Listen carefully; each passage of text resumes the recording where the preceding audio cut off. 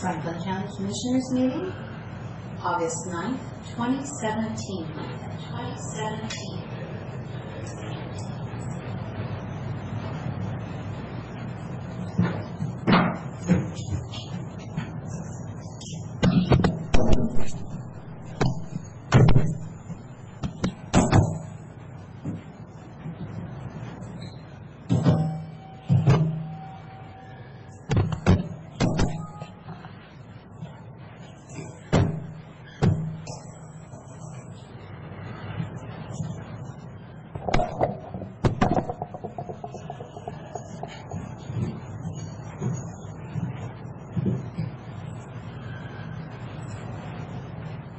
Got a difference in time between them.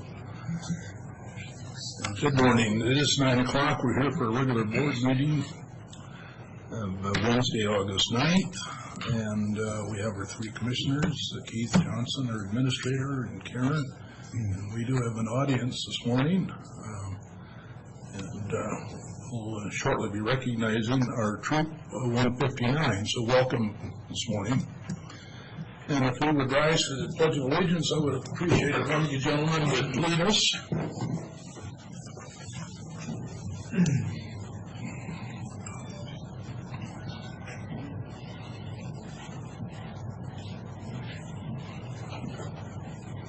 Please join me in the Pledge of Allegiance.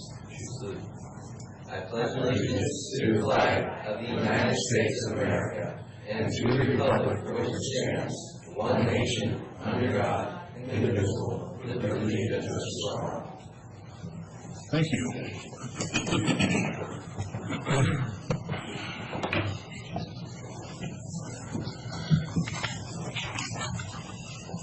With that, Commissioner, do you want to have some action this morning? I do. I'm just going to give folks a moment to sit down. I want to start out by thanking one of our Franklin County citizens, Mr. Roger Link, who is heavily involved with supporting and leading Scout activities here in the county. Roger's the one that brought to my attention the accomplishments of Troop 159 and really was the impetus for the resolution that I'm pleased to present for board consideration and approval this morning. And with that, I'd like to move for approval of Resolution 2017-237 entitled Congratulating Members of Troop 159, Boy Scouts of America, for their successful participation in the 2017 20th National Jamboree and Philmont Scout Ranch 12-day trek. So we've got some wonderful scouting programs here in Franklin County, and we've got some representatives here this morning who participated, and the resolution names the participants in those two activities. And we're pleased to have them here. And with that, it's submitted for board approval. I would second. All in favor? Aye. Aye. So that makes it official, Roger. Mr. Lank, thank you for all that you do for scouting here in the county. We have another scouting advocate here with our county administrator, Mr. Johnson. I encourage you to compare notes when you get the opportunity. And gentlemen, thanks for showing up. And if you could, each of you call Commissioner Cook, our chairman, sometime this week and tell him that you really think it'd be good for the commissioners to be able to wear shorts to meetings too. All right, that's all I have, Mr. Chairman. All right. Well, again, thank you for coming this morning, and congratulations. Sounds like a successful jamboree. Anybody have any comments they want to share? That's a public microphone. You can tell us about your experience or your trip. Got a spokesperson? Good point, Tom.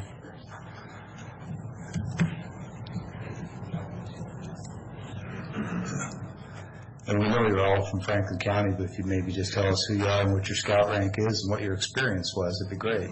Okay, so I am Paul McDuff. I am wife.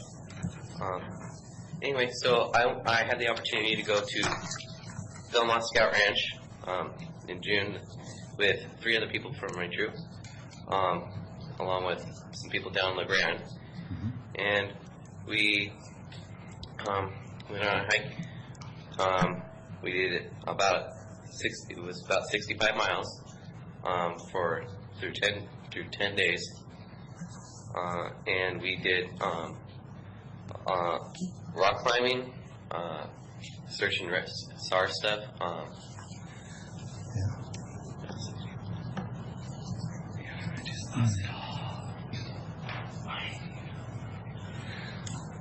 Okay, I can't remember.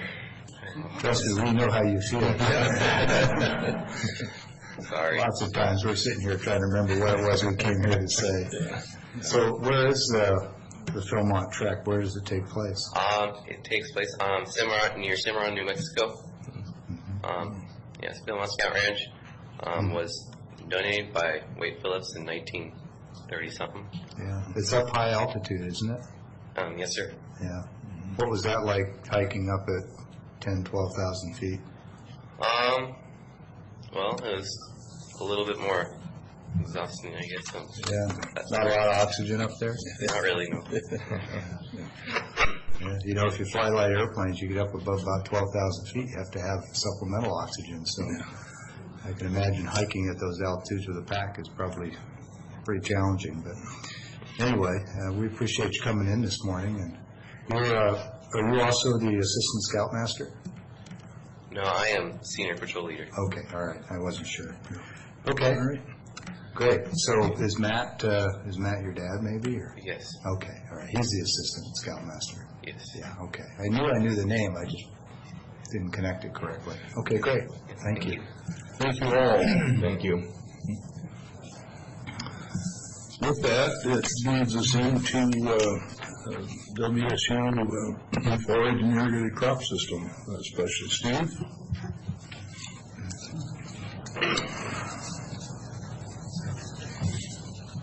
Good morning. Good morning. I want to thank you for the opportunity to come and share some of the things that we're doing. So I have a presentation here for you that we can kind of go through.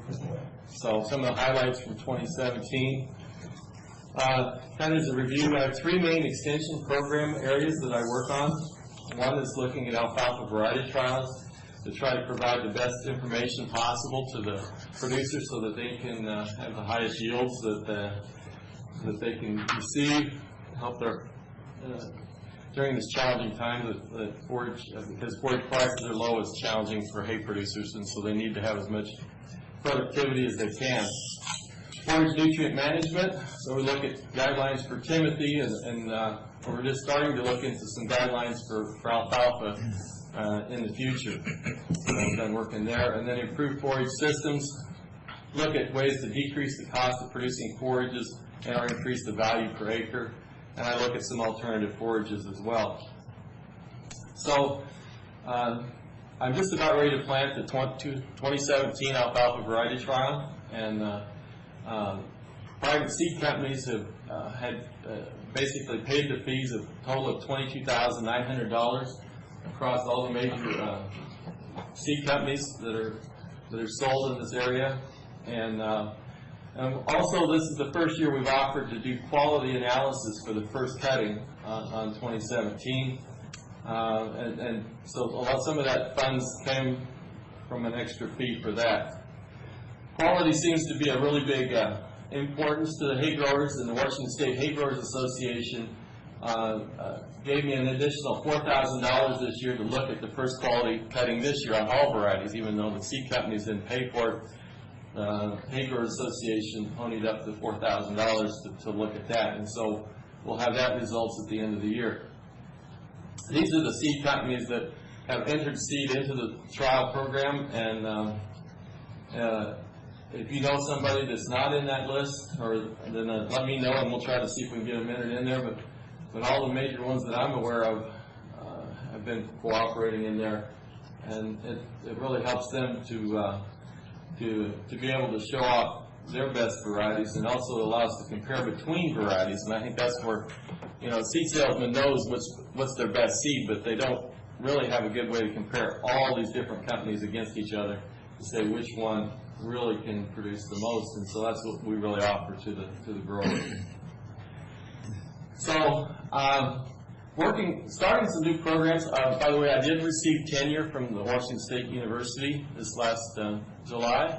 And so I'll be hanging around and working with you guys, and that's good news for me, really, to me. And so that's a big I step. thought tenure just sort of assured your longevity with the university. Well, it does. Just kidding. But hopefully I'll live a little longer too, with less stress, right? I just figured they might move you on to some bigger place, you know.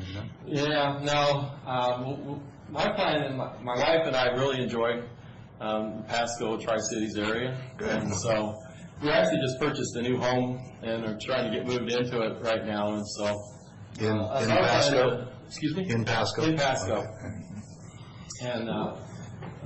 And so we're going to be here, Lord willing, anyway. The struvite is a compound many of you probably have not heard of it. I thought I'd just kind of introduce it to you. It's an area that I've really been successful in getting some grants in. Struvite is a compound that, our dairy farmers are really struggling. They have too much phosphorus, and they're getting limited in how much manure they can put on their fields, and they have to do it on a phosphorus-based system. And so somehow they need to get that phosphorus spread further out into the other fields. And so struvite is a mechanism to do that. And so this phosphorus Joe Harrison's been leading this charge in this area, and he has a large grant that and they're working with a private company, and they're trying to get this struvite into a particular compound that we can haul around and get spread out on the fields further out. And so I think it'll help alleviate some of that issues that we have with the phosphorus if we can make the system work. And so my part of this whole plan is to see how does struvite work in an alfalfa system. And Joe Harrison, part of his large grant, he's kind of told me that I could go ahead and work on some research. We're going to plant it next week. Is looking at a fall planting of alfalfa and low pH or low phosphorus soil and see how it works with alfalfa. The two challenges that we have to work with is it's a slower release compound. It's not going to work quite as fast as your like MAP, monoammonium phosphate, but it is successful, over time to release what you put on there. And so, trying to figure out how to make the system work in an alfalfa system is what I'm working on. Also, pH can be a challenge, and so we're going to look at some issues with pH as well. So, one of the things that this happened last year is a national checkoff for alfalfa. This is the first time that we've ever had checkoff dollars in alfalfa to actually apply for. And I was successful in getting a $40,000 grant to work on the struvite and also to look at a simpler, another system to determine when to put on phosphorus and potassium. Hopefully I'm not getting too long, but basically the alfalfa root system can go down really deep. And currently the system that we use to assess that is doing a 1-foot soil sample. So it's really not quite adequate, or at least the best method, to try to figure out when to put on phosphorus, because you're sampling the 1 foot, and there might be nutrients down lower that the plant has access to.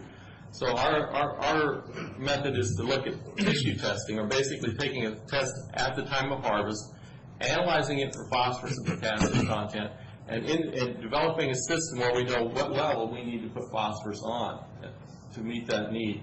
And so that's also part of this grant that the National Alfalfa and Forage Alliance and this checkoff program has done. So I think it'll be a very practical system. Farmers can use the sample that they use for their hay quality that they've already pulled, and to analyze it just for a little bit more and be able to get some information that will help them to make decisions. What do the economics of struvite look like compared to the other options?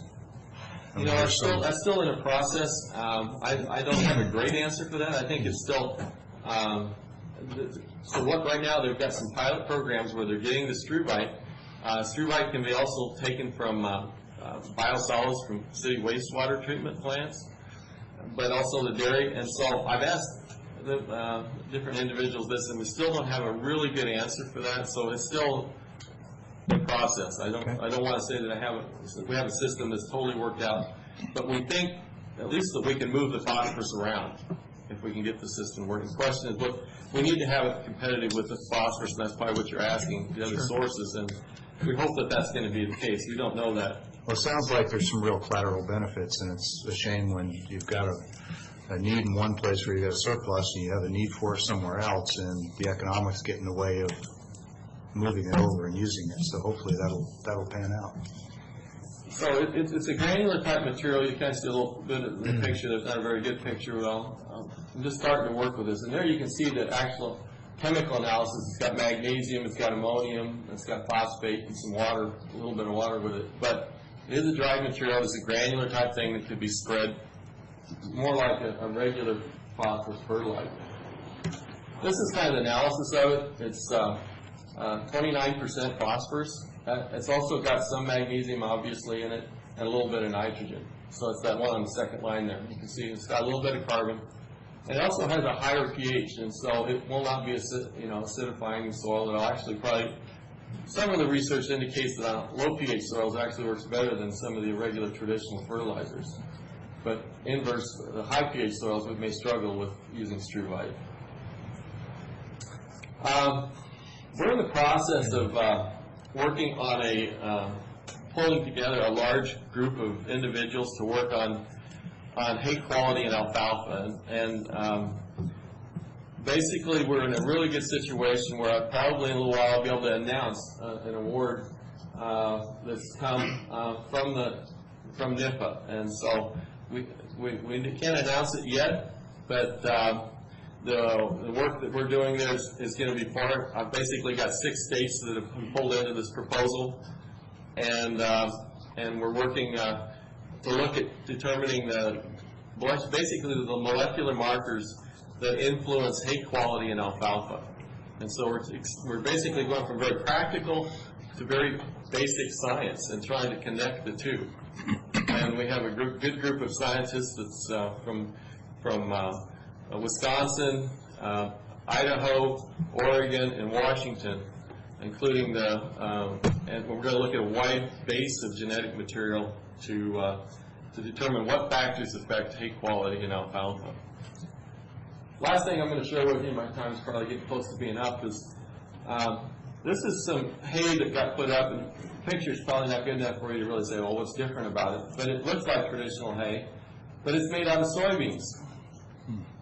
And so this is a farmer that's up in Klickitat in Kittitas County that put this up and got the idea from some of the work that I've been doing. And the research that we've been working on shows that the red line there is Othello, Washington, where we've done the research, and we've shown between 6 and almost 8 tons of the acre we can receive with soybean hay as an average of 3 years. And of course the yield goes up the longer we can let it sit in the field and continue to grow. And that's what the bottom axis is there, the number of days since planting. And so things didn't do quite as well at Logan, Utah, but still encouraging to say that we can get a significant yield in there. This is some of the 2015 data that really look interesting, where we got some taller varieties actually yielded better than some of the shorter varieties, and you can see that we've approached up to 10 ton at a higher population. And so, again, the yields, we continue to try to figure out if we can make this system work or not. And Steve, is that hay? Is that just soybean hay, or is that the bean in the hay also? the whole deal with the soybean is that we want to get it before the beans get too large, because the beans, we're afraid, won't get dried out and could cause mold in the bale. Okay. So you have high protein hay. So we have basically a legume, you don't have to fertilize, that would have, roughly 18% protein in it. And could be fed typically like alfalfa hay. And so we continue to look at this and say there's some promise there. The Grant County Crop Improvement has been funding this research for the last 4 or 5 years, and so it's kind of exciting. This is the soybeans that I just this year's crop, and we're trying to see if we can get the quality a little bit higher. And so what I've decided to do this year is try to do a 2-cut system. And here you can see the soybeans that I cut prior to cutting on the left side. And we basically got 3 tons of the acre dry with that material right there about 2 weeks ago. And here you can see the soybeans starting to regrow, and so we're hoping to get a second cut. And so it's something I've learned that soybeans, you know, if you leave a few axillary beds at the bottom, it'll try to regrow. And so we're trying to see how well it regrows. If we can make it the quality up to, we think 150 RFB, then we feel like we have something that we can sell, and we'll be out there. Is it a good second crop? I don't know yet. This is just something that we're playing with this year. This last one says another reason why soybeans would fit into the cropping systems is potatoes are big into this area, and farmers currently are using wheat and corn as their rotational crop prior to going in there. But the problem is that if you do those 2 crops, if you look at the untreated there, you see that the Columbia root knot nematodes increase when you grow corn or wheat, and whereas they decrease if you use soybeans. And so we're saying, can we use less fumigant type materials if we work with soybeans as a rotational crop prior? And so that's some of the work. I haven't got that one funded yet. That seems to be thinking outside the box, and I haven't got the people to bite onto it yet. But this is some research that Dr. Saad did in Idaho, and I think it's another reason that farmers should start looking at this in potatoes. And we just need to kind of get the group together and far enough to make the progress. So these are some of the exciting things that we're working on and trying to make improvements in cropping systems and alfalfa and forages for this area. I'm going to take any questions. Well, I did have a question about the first thing you're talking about, struvite.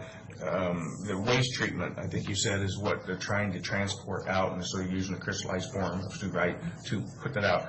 What in the waste treatment, that's a waste from the cattle, and that is got other things in it, like high nitrates. Well, it's got a little bit of nitrogen. You can see about 5% nitrogen in the material, and it was 29% phosphorus, and it's got a little bit of magnesium. Just a little bit, of N?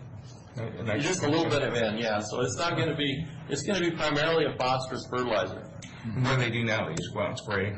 Well, right now, we have 2 farmers' fields that we're going to do a demonstration on this year. In fact, it's probably being put on right now.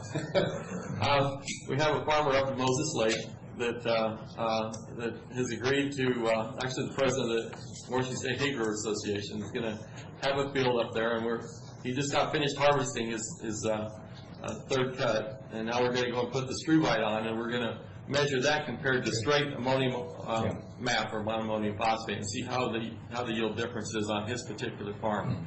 And then we're going to have one other farm that we have lined up that we think we're going to be able to get done as well.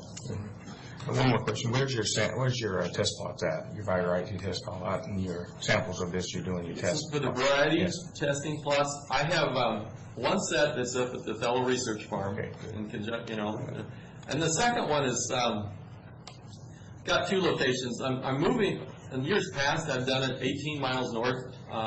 It's a little further north than West Eltopia, up there on Garfield Road. Okay, that's where I've been for years, and now I'm moving it. I've got some plots right on the edge of town, right there close to Douglas Fruit, in that area. And so that's where the Pasco trials are being moved to. And we're probably going to go plant them this afternoon, right after I get done here. Well, good. Okay. Questions, Commissioner? Okay. Well, thank you, Steve, for that. Sure, thank you. Thanks for the opportunity to come and share.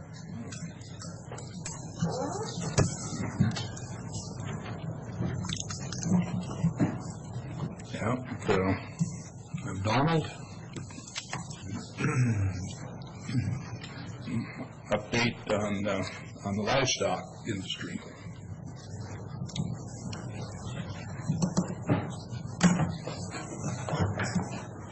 Well, good morning. Morning, guys. What did you bring with this morning, Don? Well, I'll get to his introduction here in just right. a minute. All right. So we'll back up in time just a little bit. It's his first visit. This is his first visit. You didn't tell him about the donut rule? Oh, I didn't. Man, there's something down there. You remember about, I guess it was 2 years ago, that I I introduced you to Eli Walker, who was our first graduate student in that was working with us as an extension assistant, as well as doing his research for his master's degree. And so what I've got here is just a snapshot of some of the outputs that are a result of Eli's work in dual-purpose canola. There's one here for the forage management of the canola, and also how he made silage out of it. And so this is a direct result of his thesis work. So I thought I've got like 5 copies, and thought you guys would like to maybe see that. And then also, it's kind of, I guess, appropriate with all of the fires that are going on and so forth. You know, we had all over the state 2 years ago and a year ago a lot of really devastating fires, especially in the north. And so Eli also worked on some emergency feeding fact sheets for the producers in response to those fires. And so this is another one of his outputs, and he wound up with a book chapter on the internet technology of livestock. Worked on that with one of our dairy professors in Pullman and myself, and a person out at PNNL. And so in addition to that, we're continuing our programming in beef quality assurance, which is essentially looking at production practices that from the farm all the way through slaughter of livestock, which provides for a safe and wholesome product for the consumer. And so that's what programs that we're really working on. I'm one of the state coordinators for the Beef Quality Assurance Program. It's a national program. We're also rolling out the national program for youth quality assurance. And so that is training the youth 4-H FFA in quality assurance for all multi-species. So the kids that go to the fairs, you know, with sheep, goats, steers, hogs, whatever, they're trained. And I think this is something that's really important, because as time goes on, our processors are going to really demand this, because the consumer demand it. So it flows back up from the bottom. So that's an important program. I continue to do my alternative forages work, and my new friend here is going to talk about that in a minute. We work with WSU Veterinary Extension on the health side, putting programming together in Benton and Franklin, and also around the region with focused on emerging issues in animal health. Personally, I'm working on, this is in response to one of our producers, actually, who's in Franklin County, working on a system which potentially would be a continuous cropping system that would allow him to have fall grazing, spring grazing, or silage, and then following that, a short-term hay crop, which with maybe 1 or 2 cuttings, so that the land is continuously covered, from a conservation standpoint, but also basically get three crops. And we're looking at triticale, barley, maybe some annual legumes, annual alfalfa. We're just looking at a lot of different things. We're in the planning stage of this cropping system, and we're going to try to get some research funding to do that. On the programming side, we're really ramping up again this year our presence at the Eastern Washington Ag Expo in the area of livestock. Traditionally it's been a lot of farming, row crops, orchard, that type of thing. And so a year ago we started increasing our livestock programming there, and this year it's going to be significantly more. Working with some of our colleagues from Oregon State and our WSU colleagues, we're going to have programming cattle nutrition, range management, and other livestock topics. And included in that will probably be BQA and also this National Youth Quality Assurance Program, and so that we can provide certifications to both adults and youth in that area. Okay, so that is kind of the past of what Eli, our graduate student, did. Now it's my pleasure to introduce to you James Wolf. He goes by Jamie. He's my new graduate student, and he's been on board for about 4 days. So we're going to throw him right into the fire. I told him the story. Being thrown into the fire. My major professor, one time, I was walking down the halls of Kansas State University, and I stuck my head in his office, and he was on the phone just to say hi. And he said, "Oh, here's Don Llewellyn. He would love to talk to you about protein supplementation of beef cattle." He hands me the phone, and I was on the radio. And so I'm going to try to have a little more structured with Jamie here, but he's a native of Pierre, South Dakota. He came to us via Kansas State University, and I'm going to let Jamie tell you a little bit about himself and what he's going to be doing for the next 2 years here working with us at WSU.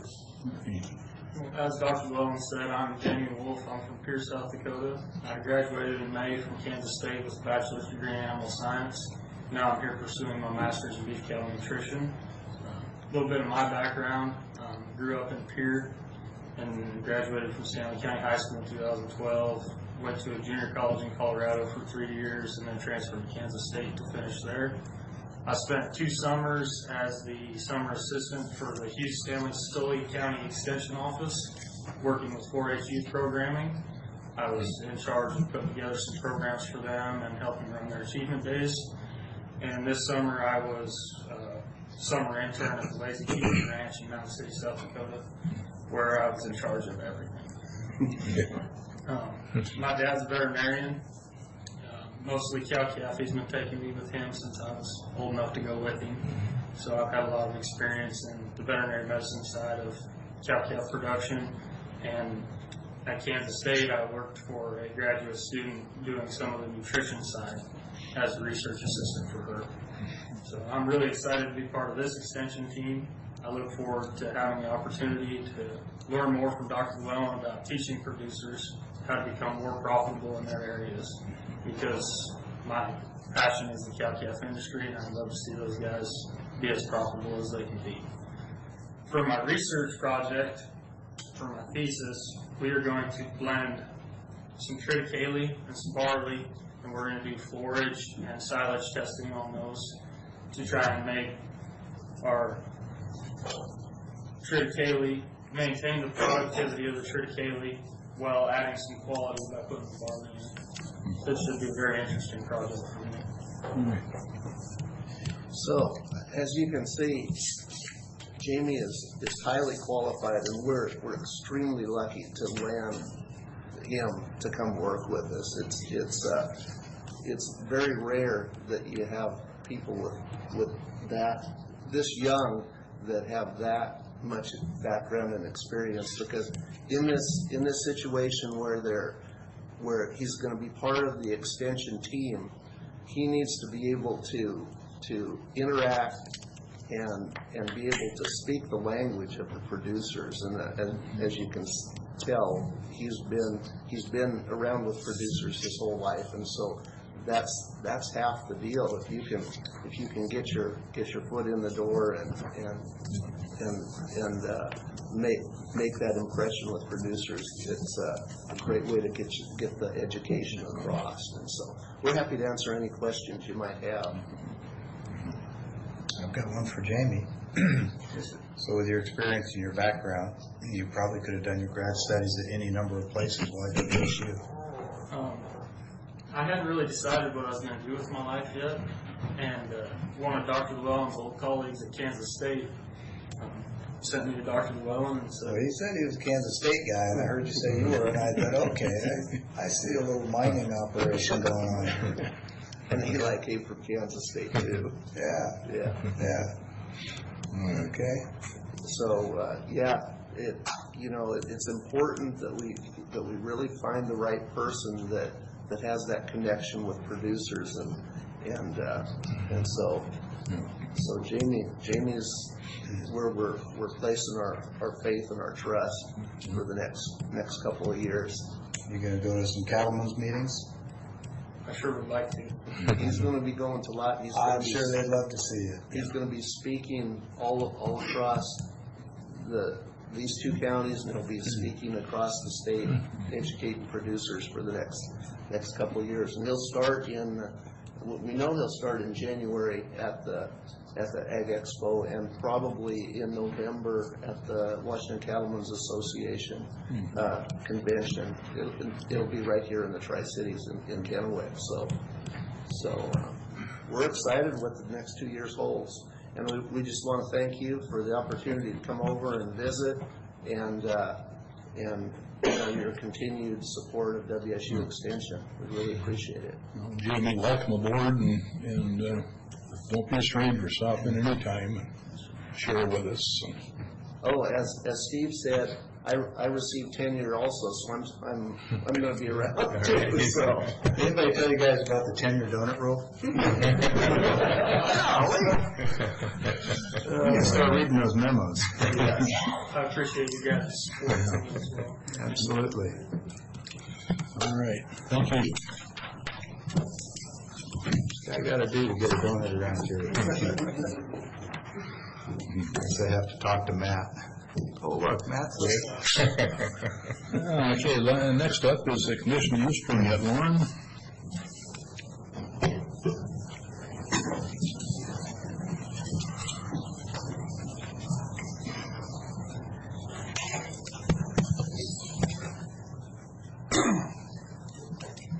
Ready? What we have for you is review and approval of conditional use permit 2017-02. This is a conditional use permit to allow the construction and use of a church in the agricultural AP20 zoning district. As proposed, Planning Commission reviewed and approved, recommended that the board approve conditional use permit subject to the conditions contained in the staff report. In general, the proposal proposes to eventually short plat off about 7 acres of a farm unit on Ringgold Road, just near Taylor Flats Road intersection. It's this is a requirement. Short plat will be pending the approval of the CUP. Then they'll follow through and be required, of course, to short plat it in accordance with the special short platting rules for creating a smaller lot in the 20-acre zone, which will basically require 20 acres of the farm unit to be dedicated to the requirements of the zone. Lauren, how big is that parcel before the short plat? Let's see if I can read it here. I didn't see that in the package, just curious. 72.5 acres. Okay. If they were to do a second short plat later on, would it or would it not come under the rules for farm worker housing? And this is in a whole separate vein, right? Because it's conditional use and it's a church. If they wanted to do further short platting, within 5 years, the short platting is kind of separate of the CUP. It's necessitated in order to support the CUP and ownership, but what I was getting to is in the AP20, AP40, as I recall, you can do 2 dwellings for farm workers, but that's a different path and a different set of rules than the CUP for a church, right? That's correct. This would be like for a single-family residence. I just want to be able to set aside those rules in my mind. Yeah. Okay, good, thanks. So as proposed, this is a conceptual drawing, of course.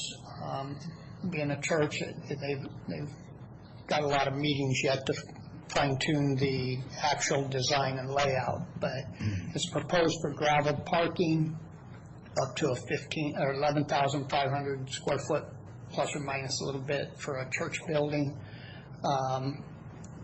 There'll be some landscaping areas, but it will also include a proposal to have a church cemetery on site in the future as well, subject to the requirements for the state and Department of Health related to that. I guess if any apply, it's mostly, I think, our health department. It may be small enough to be exempt from state cemetery standards at this time. So they're proposed to have access off of,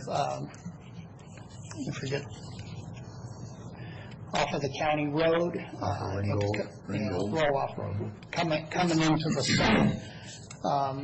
This is currently being reviewed for occasional use, type use, be Sundays and special events for potlucks and funerals and such. But other than that, it's anticipated to be a pretty small, limited use impact.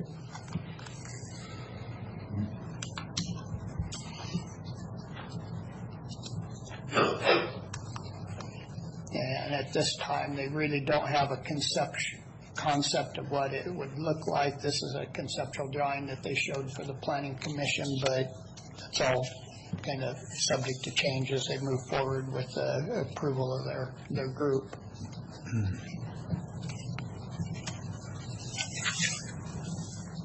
Where was that entrance into there? Where is that from, where Taylor Flat tees? The which ones? The entrance. The entrance? Yeah, let me look here. I guess I can see it on here. Just east of Taylor Flat. Just east, so it's not parallel. The intersection of Taylor Flats and Ringo Road is right here. Okay. So it'll be down. Yeah, okay. Down Shows from it to that. be about 400 feet east of the property Yeah. edge. Okay. I'm sure Public Works will. Yeah, make they'll sure have there's to get their permits and stuff adequate for the actual separation road for approaches the and approach. whatnot. It's also proposed to be septic use on site and a private well, private water source. Yeah.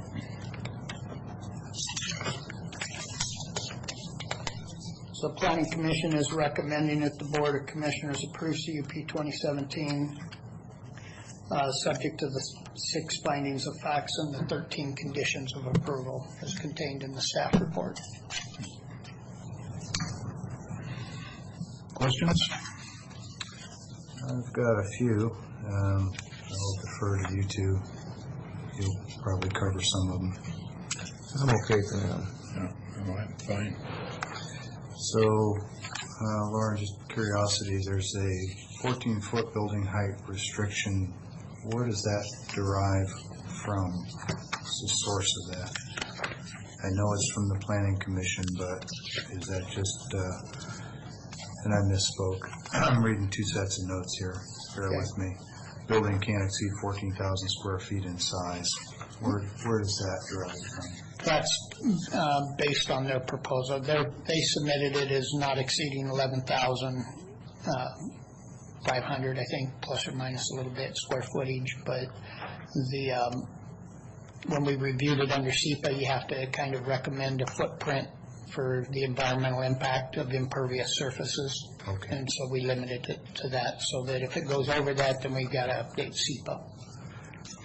So it is, in some respects, an arbitrary number that takes into account generally what they think the building is going to be. Correct. A little bit of a buffer so that if it goes over, you don't have a problem, but necessary to do your analysis for Correct. SEPA. Okay. Yeah. That's good to know. Always kind of wondered. An issue that has come up in the past, and I don't think it holds us up today, but it's the statement in here that the parking and access areas shall be gravel, and I understand that that's what the applicants indicated that they wanted to do. And I also understand that hard surface, whether it's concrete, asphalt, or anything else, brings in equations of water collection, runoff, stormwater, other things that might have to be considered and studied. So let's say they go ahead and do gravel as proposed, and 3 or 4 years down the road, they decide that for whatever reason they want to asphalt it or pave it or chip seal or concrete or something, will they have to come back in and update, amend, or get a new conditional use permit? As stated there, it would probably trigger, yes, an update of the CUP, but it also trigger update of the SEPA. Well, and that's a given. We already know Yeah. that. If we were to word this differently, instead of saying shall be gravel, we said shall comply with minimum emergency ingress egress requirements and related SEPA, wouldn't that then give them the flexibility to do gravel now, and if in the future they ever wanted to do a hard surface, all they'd have to do is a SEPA analysis and not a whole new conditional use permit? Yeah, that would. Okay, that so would be I'm intending when Yep. we get to make a motion to amend that language to say that, because I think it's just an administrative artifact of having done this a certain way for a number of years, and anytime I see something that says they shall do this, it needlessly removes options in the future, and unless Mr. Kinsey or somebody has a concern, that's probably, that way they can go ahead and do the gravel just as planned. But if, like I say, they want to do something different in the future, the path to do that is Yeah, a so lot I think the intent here was because it'd be consistent with the SEPA review that was done, so. I understand. Yep, makes sense. I'm just trying to give landowners as much flexibility, as many options now and in the future. And just don't want to close that door needlessly. Okay. We already talked about the lot size. You said that it would qualify as the same way that a domestic dwelling would. So for another short plat on the same parcel later on? Yeah, the action of short platting is kind of I know it's separate from the conditional independent, use permit, and they but would go through, the same process you would for splitting off a homestead or other review from the plat. They would need to jump through all those hoops to create the lot, make sure they have the 20 acres. sure. So in an AP 20, you've got to have a 20 remainder each time. How many Yeah. times can you carve off a piece Well, the county, under GMA? in accordance with the policies to preserve ag land, the intent of the code was to allow folks to consolidate or cluster their lots and not necessarily have to have a homestead on 20 acres. And because the density in the zoning code is 1 unit per 20 or 1 dwelling per 20, you, in essence, other than the accessory dwelling provisions or farm labor, you, in essence, need to have 20 acres in the parent parcel for each small lot that you create. The county has not been necessarily requiring that to be identified on the parent parcel. So let me pose it to you this way so we can move on. If you've got a 70-acre parcel and you divide that into 3 roughly equal pieces, okay, you've got about 3 23-acre pieces. That would allow up to 3 small lots. So you could to be do created. 3. Now, so you've got these 3 parcels that are roughly 23 acres each, and you're cutting off a 3-acre piece. Just 1 dwelling on there, or up to 1 plus 2 accessories? So under the code, if we allow small lots to be clustered like that, the intent would be that you would say that that small lot met the requirements of the zone, Okay. in that they had the 20 acres. Okay. So then you would imply, or at least the code seems to imply, that 3-acre, 4-acre, whatever size it is, would then be afforded all the amenities that a full 20 acres would have been. Okay. I'll come meet with you separately, because that raises some other questions. Okay. And let's see. On Water and Hearst. Obviously, the legislature didn't get to an action on Hearst. The state Supreme Court has taken a position on it, but so far as I know, that's not captured either in the revised Code of Washington state law or the Washington Administrative Code, the rules for implementing state law. And so in terms of its effect and impact, I view that now, and I'm going to ask you in a minute if you agree with this, I view that now as case law that may or may not bear on some future court action that somebody may or may not want to take, but it doesn't bear directly on whether or not we can approve a development like the one before us, just as we have in recent past years, on the assumption that there's water there because Department of Ecology has not identified any places in our county where there is insufficient water for this kind of activity. Correct. Does that make sense to you? Yeah, that we do not have a closed aquifer at this point. Right. And I don't know what the future holds. Obviously, the legislature doesn't either. But I just, I've had some people ask, why hasn't the county taken some action on Hearst? And I think it's because, in my opinion, it's because there's been no change in state law or the WAC that requires us to. And until there is, we're going to continue to give the benefit of the doubt to landowners and property owners. So I wanted to just kind of walk through that on the record, make sure that we were on the same page and that we all understood what the implications of Hearst might be. And in fact, in this case, I don't think there are any direct implications that prevent this from going forward. Correct. That Hearst decision's on a building permit, not a conditional use, or Well, yeah, it's upon establishing the water, the potable water source. Yeah. Right. On a building permit, though, not on this issue. No, I understand. But I don't simultaneously, or at the same time, I don't want to give a developer and a landowner the impression that, I just want to be clear about where I think Hearst fits with this. Yeah. We're actually meeting today about it. In this case, complying with Hearst will be an applicant or owner issue. I understand, but I'm trying to look out for those owners and applicants so that we don't send them down the path saying, okay, you've got your land, we're going to give you a CUP, and give them the impression everything is all good, and then they say, hey, what about this issue? Why didn't you tell us?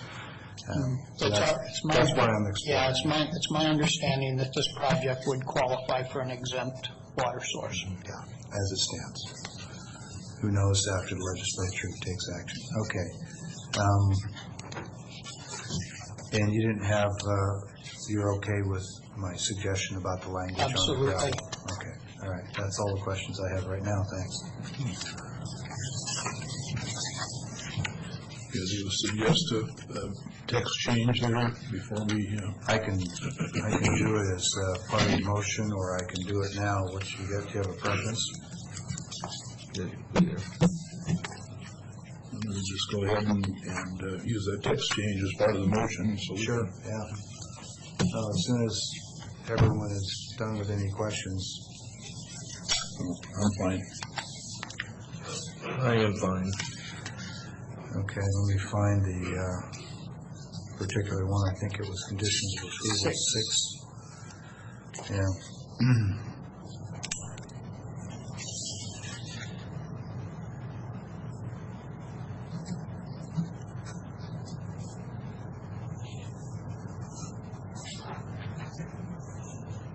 Give me a second here.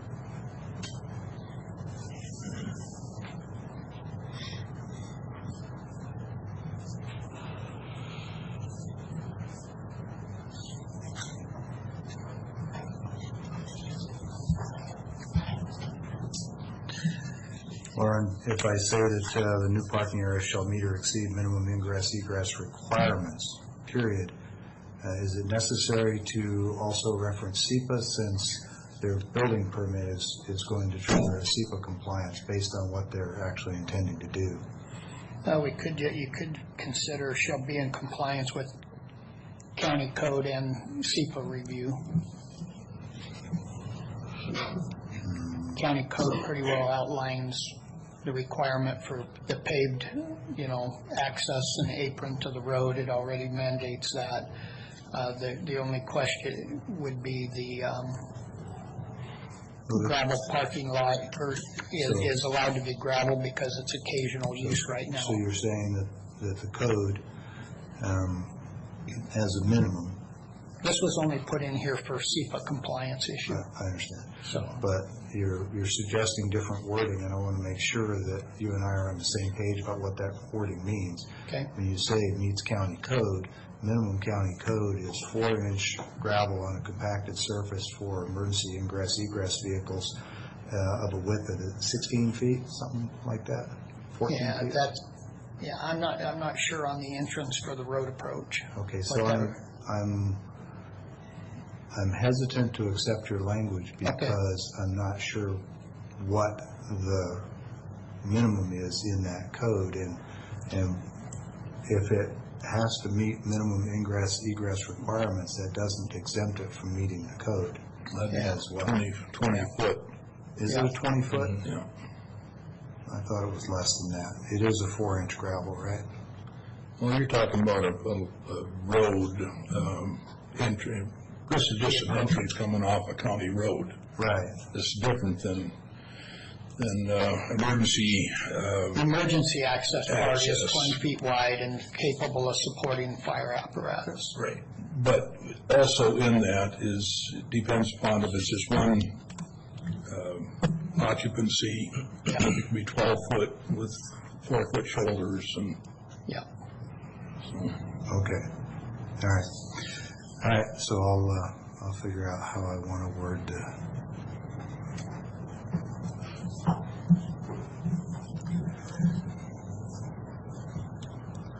Karen, you're probably going to have to pull the exact words off of the recording since you're not going to be able to read my scribble notes here. Okay. Let's see. And there's no, there is a number, it's 2017-02. All right, Mr. Chairman, if you're ready, I'm ready. Okay.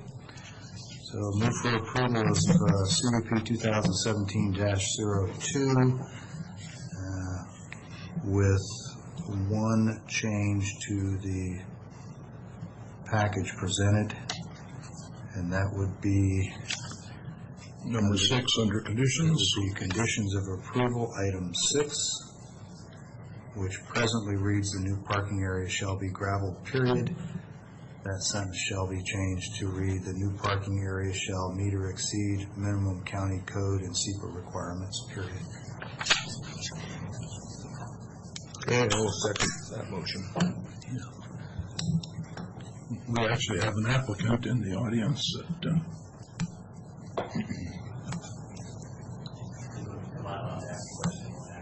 Sure. Up use the mic and see. Just for clarification, the purpose of doing that was, the way it was written is it gave you one option and one option only.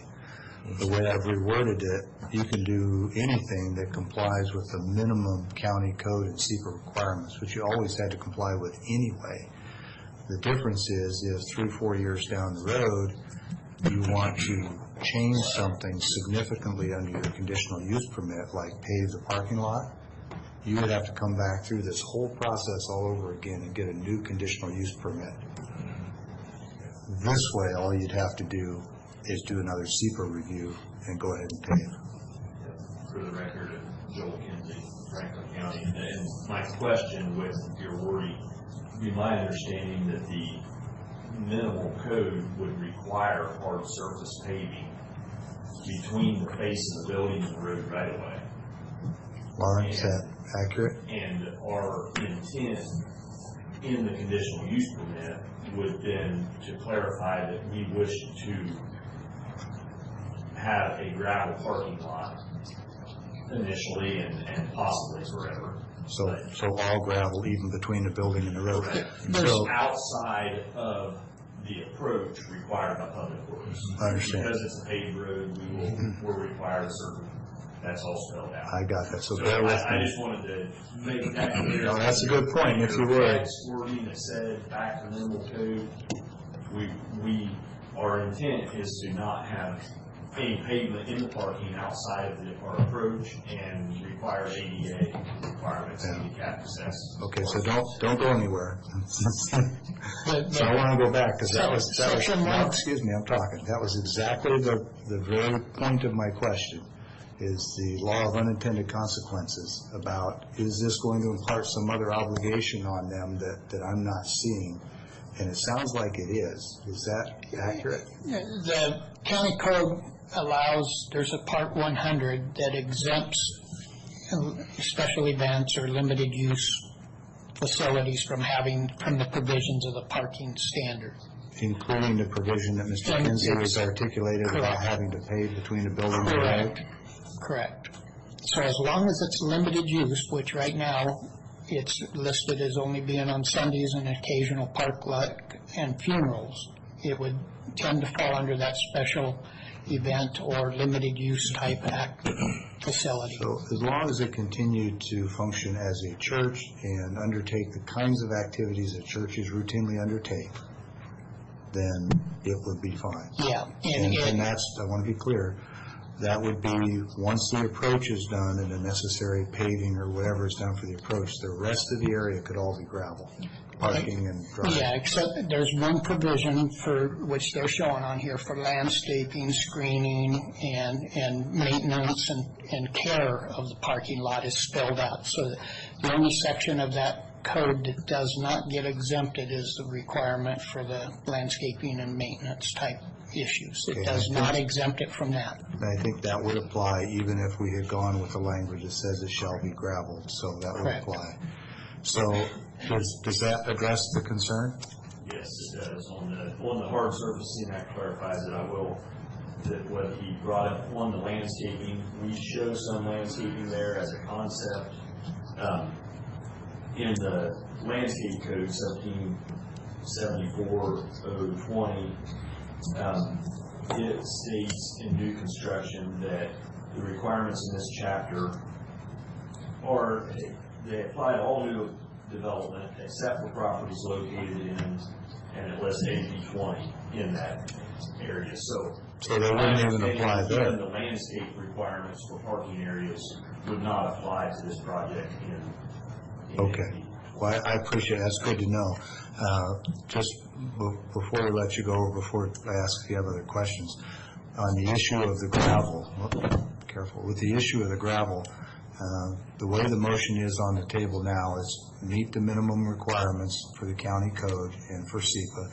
And it sounds like we've chased this down, that won't require you to pave or hard surface anything between the approach and the building. The approach would be the only hard surface required.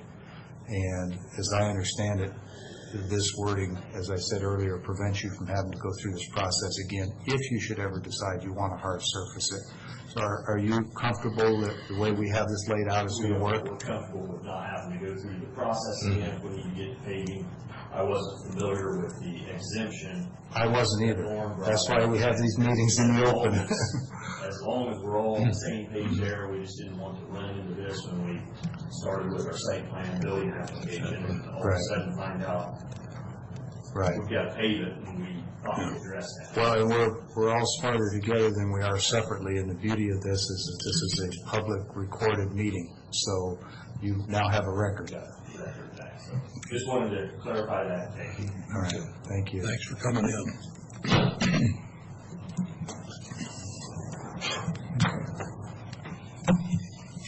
Well, there's a motion and a second on the table, so I don't have any other questions. Aye. Aye.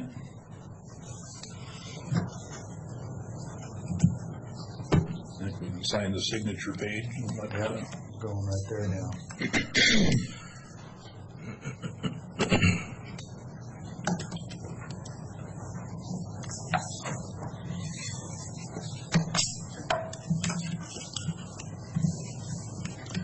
With that, Keith, I think you're up and talk to us, you and Tom, talk to us about. And Keith, if I may, Lauren, I just wanted to thank you for the help with the code stuff. We don't profess to know all these codes, that's why we have subject matter experts, so expect more questions in the future, because you're the guy. Last week, we had some discussion around a proposal from West Coast Auto Group wanting to purchase the naming rights for the track facility, and in exchange for some additional revenue to the county, provide them that. Obviously, the board was not ready to make that commitment, and had some additional questions. Those additional questions have resulted in Tom and I coming to the conclusion that perhaps the best approach to move forward with a naming rights proposal is to solicit other opportunities from other businesses in the community might be interested in purchasing those naming rights. I just, for the record, I think it's been clear that the West Coast Auto Group came to us. It wasn't something that we directly solicited from them. They were interested in pursuing this and brought us the proposal that the board considered last week. And we had some early discussions about whether we wanted to maybe go out to an RFP type process. The county prosecutor's office advised us that that wasn't an essential step, but it was certainly within our prerogative to do so. I guess continue to maintain that it's not a legal requirement when we're selling something as opposed to purchasing something. It's a bit of a unique situation. But as some have pointed out, if we were selling real estate or some other county property, we would more than likely go to an auction or a bid of some kind. So having some of that discussion has been very helpful to us as a staff, kind of better understanding where the board wants to go, what the needs of the track and the community are. So we have put together, or in the process of putting together, a RFP that would be issued and published so that the public can certainly see it, and then those businesses that are interested in perhaps acquiring naming rights will have an opportunity to submit a proposal. Probably within the next 30 days or so, we would then review those proposals and make a decision at that point whether you wanted to accept one of the proposals or not. It's certainly within the board's prerogative to do that. So for today's purposes, I left it on the agenda. It was an unfinished business item. I think you requested that we bring it back for discussion. So I'm not asking for any contract signature today or approval of a particular proposal, but just let you know that's the current plan is to issue that RFP. I'd like to send you the working document individually, or you can provide input to me if you have any questions before it actually goes out to the public. Okay. You'll understand what we're doing and why, and we can have that discussion. So with that, I certainly stand for any questions. Tom, Spears, any specific questions that you have, I'm sure you'd be happy to respond to those as well. And Mr. Chairman, just an administrative note, I'm the one that proposed last week that we table this to a date certain, which was today. So we have completed that action. We tabled it for a week. It's come back. We've had some initial discussion. So just for administrative purposes, to be clear, there's no action or requirement in front of the board at this time.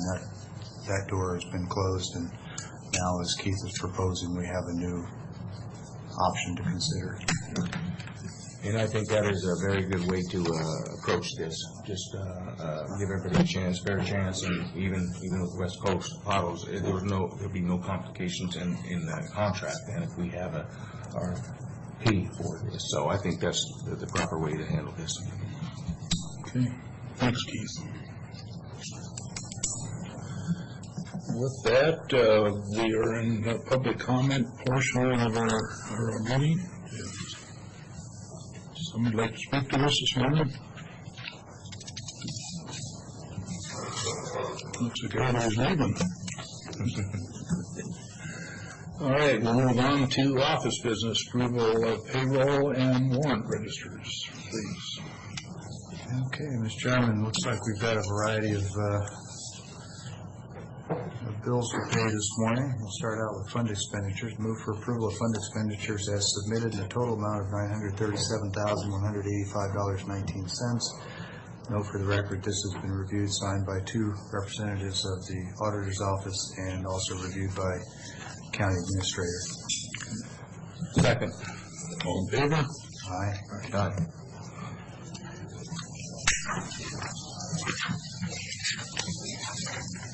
And second and final item, move for approval of county road and motor vehicle payrolls.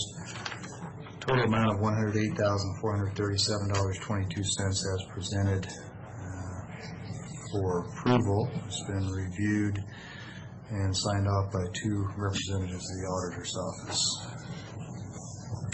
Second. All in favor? Aye. Aye. That brings us to 13 items on the consent agenda. I know we've all looked at these a few times, so I'd ask for a minute just to refresh and make sure there aren't any remaining questions.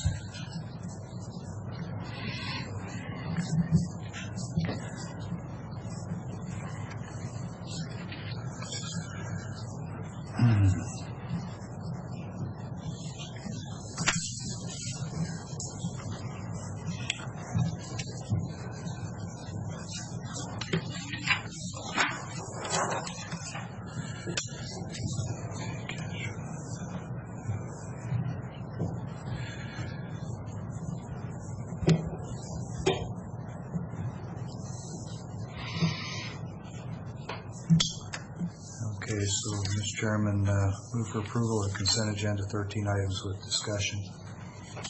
Second. Discussion? Keith, you and I spoke briefly. Did we get any more insight on the excise tax funds and whether or not there was any potential jeopardy to state and federal road funds? Yes, we did look into that. I spoke with Mr. Mahoney this morning. He's in the room. He's more of an expert on the subject than I am, but yeah, we're quite certain that this is a necessary step and it does not jeopardize our federal funding side of the FEMA. Or the state funding? Correct. Okay, great, thank you. Mr. Chairman, I've got some others if you want me to continue. Please. Item number 10. I think it's great when the local community, citizens, businesses, whatever, want to come forward and help the county. I have a little bit of uneasiness about this gift from Walmart in the form of a donation, not because Walmart isn't a great store. I shop there like the rest of us probably. But I am intending to talk going forward with our civil folks. I can certainly see a time and place where the source of a donation could really be relevant. For example, if somebody had a pending land use application before the county to build a superstore or some other activity, you'd want to look and scrutinize whether or not there's any real or potential perception of a conflict of interest of receiving a gift from a private sector donor when they may have business with the county. I don't think that's the case here, and for that reason I'm not looking to oppose it, but I do think it's a potential learning point for us going forward. And then the last item was number 9 on the Tesoro pipeline. Some concerns about the language in the contract and the level of liability and potential cost exposure for the county and complying with it as written. And Keith, I know you and I talked briefly about it. Did we come up with anything that mitigates or eliminates those concerns? I spoke with Craig Erdman, our county engineer, regarding what's really expected. And because of our need to build this road to Juniper Dunes, cross over that solar pipeline, it's their easement for us to be able to provide them with the security that we won't damage the pipeline in the process. It's necessary for us to come to an agreement about us paying for the inspection and recoding of the pipe where it could be exposed during our construction period. And it has to meet those standards so that equipment and trucks and so forth that are going to be going over that section of the road don't create significant damage to the pipeline. There is some fairly open-ended liability issues, language in agreement that the county does have to indemnify Tesoro in the event that we make a mistake or do something wrong that creates a problem. I recognize the nervousness that kind of creates, but it took us quite a while to get to this point in the agreement. I felt like this is an appropriate response to some of those concerns that we have with this one particular piece of it. What is the life of that indemnification? Is it just during the excavation, inspection, preparation, recovering, et cetera, or 2 years from now, if somebody's driving over that and that pipeline fails, are we on the hook? I suppose there's always questions of causation in that kind of a circumstance. Well, I'm talking about under the indemnification that we're signing up to. Yeah, what I'm saying is I think if to look at this for the future, they would have to establish that our work during this construction phase somehow created that situation. But the intent of the indemnification is just for the work that we're doing now. It's not for everything. It's not for the life of the road. Right. Or the life of the pipeline. Or the life of the pipeline. And that easement, Matt, is between Tesoro and Bureau of Reclamation, right? That's correct. And so Reclamation has granted an easement to Tesoro, and it has certain conditions that are associated with it, I'm sure.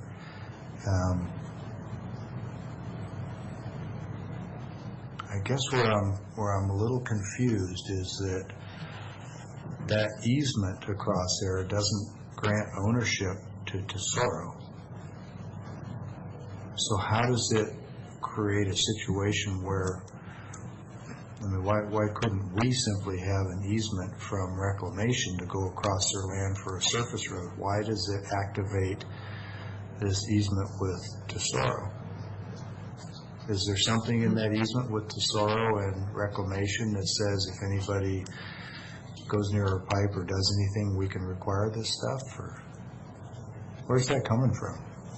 Let me stand up.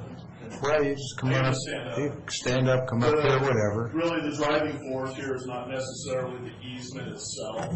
Yeah. It's really the requirements that exist for a road going over this type of pipeline, guaranteeing that we have the minimum coverage. So that benefits us by them opening this up to ensure that our design will maintain that minimum clearance above the pipe. Also, their ability to wrap the pipe. So even though they do have an easement, it's not necessarily the easement that is pushing this. It's really our need to know that we're going to be able to achieve that clearance and also to put that protective coating around the pipe since there is going to be a road located over the top of it now. Okay, well, that was sort of the piece right there that I was looking for, is what's the driver? Because it is, the way I read it, is pretty open-ended. If there's a problem out there, yeah, the indemnity clause, the intent is really to indemnify them as we're out there doing our investigation while they have the pit opened up. And of course, them doing our work, so it's really to protect them from if one of our individuals gets injured once there's an excavation that's opened up out there. yeah. That was the intent. As a lawyer friend of mine once told me, intent isn't always what drives the jury. Because the other option was we could, of course, Tesoro will absolutely let us do the work ourselves or employ a contractor to do the work on our behalf to do this. We just felt, based on this being a high-pressure petroleum line, that the people that are best suited to do the work is Tesoro, and the mechanisms ensure that they're going to get paid by the county for them to do the work is, of course, this agreement. So the indemnity, I understand they're wanting to do it, but I also agree with you that It is a little open-ended for my taste, makes me nervous still. I'll just say that at least a petroleum line and not a high-pressure gas line. yeah. So, all right, Mr. Chairman, no other questions, thank you. Okay. Further question? On the corners with Walmart, I see that's a grant, a community grant. And I don't know if that changed anything, but it has not been through the attorney, I understand, at this point. Our attorney. I asked for and was emailed a copy of a auditor's record showing that the funds have been received, but that's, I think, the only documentation I've seen showing the the source. In fact, I don't think the auditor's document that was sent to me even showed the source as Walmart. It just showed it as a deposit. So I don't really know the terms under which the funds were solicited, if they were. Maybe it was offered unsolicited, maybe it was a grant. I really don't know. It's the absence of detail around it that makes me a little nervous. Okay. Okay. The funds have already been deposited by the county, and I think it would be appropriate for us to have civil attorneys at least take a look at it and make sure that everything is lawful. And if it's not, we should return the contribution, and if it is, then I suppose we move forward. All that sets aside my personal dislike for the idea of elected officials soliciting contributions from local businesses. I'm not saying that's what happened. I'm saying I don't know what happened, and if that were the case, I would be disappointed in that. Okay. So we have a motion, we have a second. Further discussion? Nope. All in favor? Aye. Aye.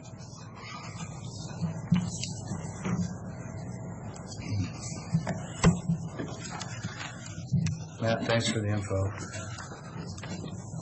Don't let him break that pipe. No kidding.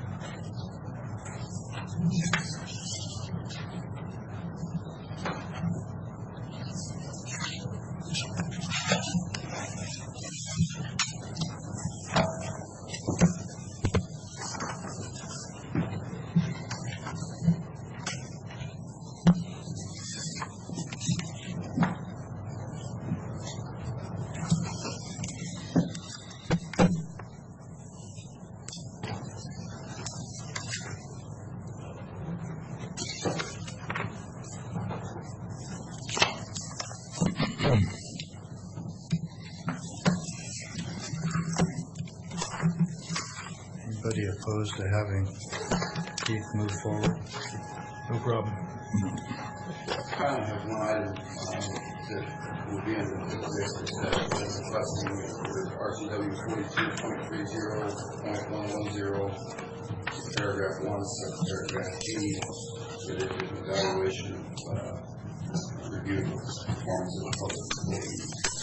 And that would just be for commissioners, myself, Karen, and Carly. Are you anticipating the need for any action coming out of that? I don't anticipate any official action today, perhaps a recommendation to bring back a resolution at next week's meeting.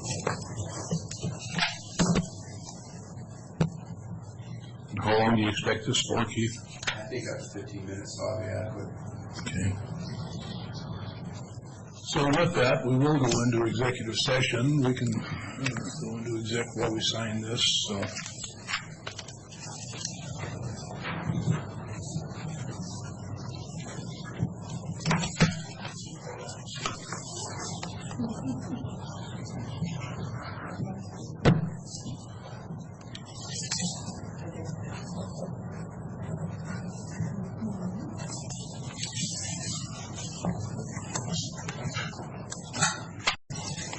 We are back in full session after our executive session where final decision was made. So, what else we got this morning, Commissioners?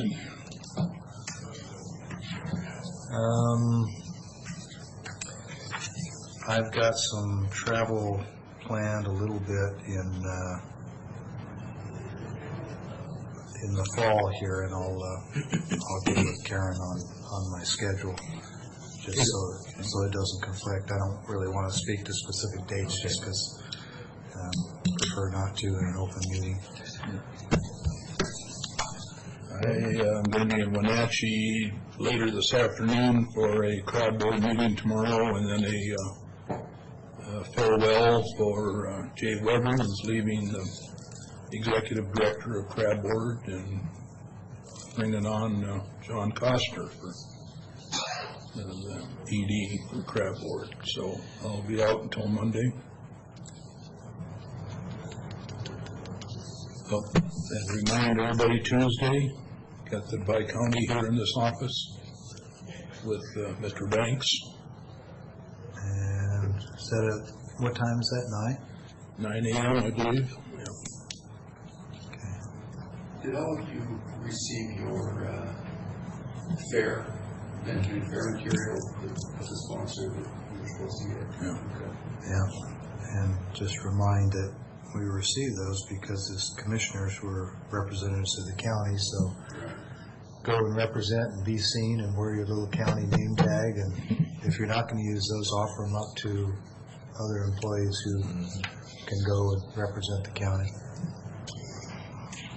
Sometimes I think people forget it's the Ben Franklin.